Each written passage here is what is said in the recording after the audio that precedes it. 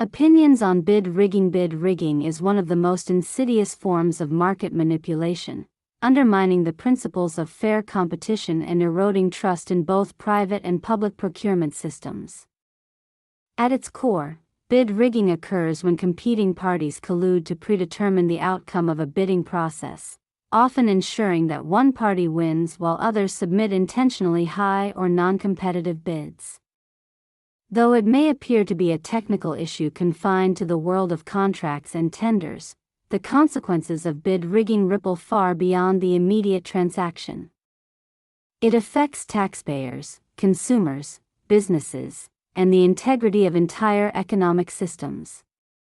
In this essay, I will explore the nature of bid rigging, its ethical and economic implications, notable examples, legal frameworks addressing it, and my broader opinion on why societies must remain vigilant against such practices. Understanding bid rigging. Bid rigging typically arises in contexts where contracts are awarded through competitive bidding, such as government procurement, construction projects, or large-scale supply agreements. Instead of competing fairly, companies conspire to manipulate the process. Common forms include cover bidding.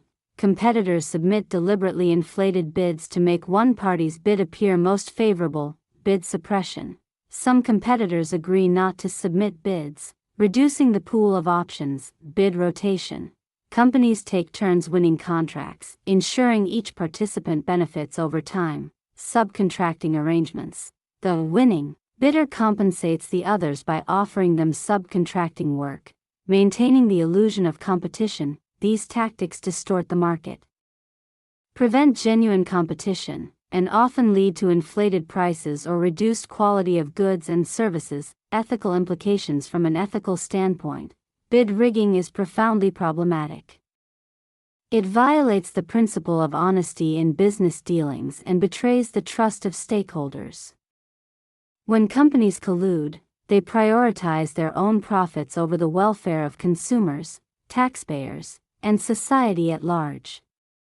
The ethical issues can be summarized as follows. Deception. Bid rigging involves deliberate dishonesty, presenting a false image of competition. Exploitation. It exploits systems designed to ensure fairness, particularly in public procurement where taxpayer money is at stake. Inequality. Honest businesses that refuse to participate in collusion are disadvantaged, creating an uneven playing field. Erosion of trust. Stakeholders lose confidence in institutions when corruption is perceived to be widespread. In my opinion, bid rigging is not merely a violation of law but a betrayal of societal values. It undermines the moral fabric of commerce, which should be built on transparency and fairness. Economic consequences. The economic costs of bid rigging are staggering. When competition is suppressed, prices rise artificially, and quality often declines. Governments, businesses, and consumers all bear the burden. Some key consequences include higher costs for taxpayers. In public procurement, inflated bids mean governments spend more on projects than necessary. This diverts resources from other essential services such as healthcare or education. Reduced innovation. Genuine competition drives innovation. When companies collude, they lack incentive to improve products or services. Market inefficiency. Bid rigging distorts supply and demand, leading to inefficient allocation of resources. Barrier to entry. Smaller firms are often excluded from collusive arrangements, preventing them from entering or thriving in the market. For example, in construction projects, bid rigging can lead to substandard infrastructure at inflated costs. The long-term impact is not only financial but also structural, as poorly built roads, bridges, or buildings may require costly repairs or replacements. Legal frameworks and enforcement. Recognizing the harm caused by bid rigging, many countries have enacted strict laws to combat it.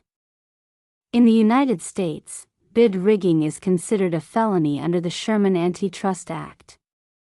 The Department of Justice actively prosecutes cases, often resulting in heavy fines and imprisonment for offenders. Similarly, the European Union treats bid rigging as a serious violation of competition law, with the European Commission empowered to impose significant penalties. Enforcement agencies often rely on whistleblowers, leniency programs, and investigative tools such as wiretaps or data analysis to uncover collusion. Despite these efforts, bid rigging remains difficult to detect because conspirators often operate in secrecy. This underscores the importance of vigilance, transparency, and robust oversight mechanisms. Notable cases. Several high-profile cases illustrate the scale and impact of bid rigging. Construction industry scandals. In multiple countries, construction firms have been found guilty of colluding on bids for public infrastructure projects, leading to inflated costs and compromised quality. Energy sector cases. Some energy companies have manipulated bidding processes for supply contracts, resulting in higher utility costs for consumers. International cartels. Global corporations have occasionally colluded across borders, rigging bids for products such as chemicals or automotive parts, affecting markets worldwide. These cases highlight that bid rigging is not confined to small-scale operations but can involve major corporations with significant influence. My opinion on bid rigging. In my view, bid rigging is one of the most destructive forms of corporate misconduct.